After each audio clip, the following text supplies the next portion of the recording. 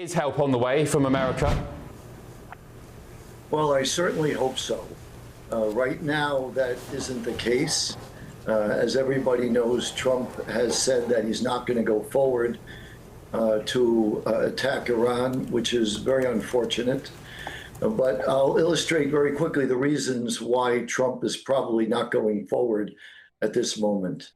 Reason number one, and it's not in any particular order, is that the countries in that region have strongly urged Trump not to attack Iran, in particular Qatar, Oman, Saudi Arabia, Turkey, and Israel's Bibi Netanyahu, surprisingly.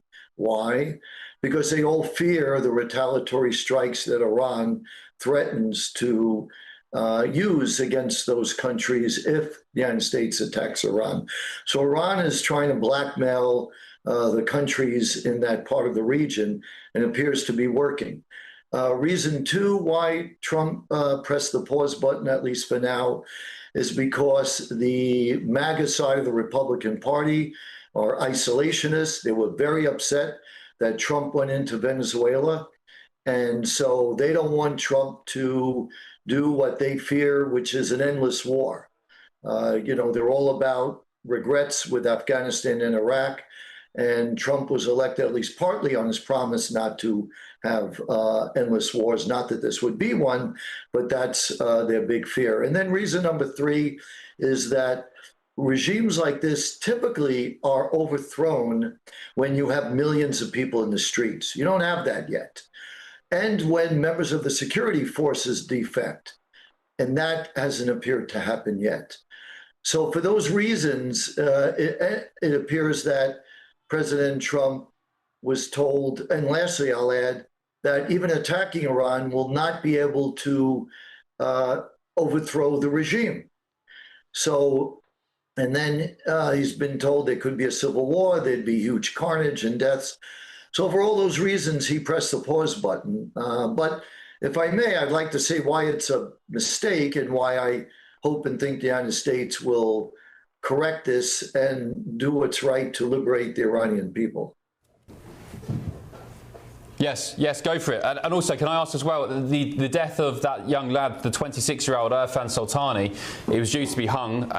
He was beaten to death in custody. I think it will take, all the 16,500 reported deaths are tragic, of course, but I think you kind of need a human face to the bloodshed. And knowing President Trump, or being familiar with him, I think it would take something like this for him to encourage him to kind of take action. I mean, that poor guy, 26-year-old, he's just a kid, beaten to death in Iranian custody. That would be one of his red lines, I would assume.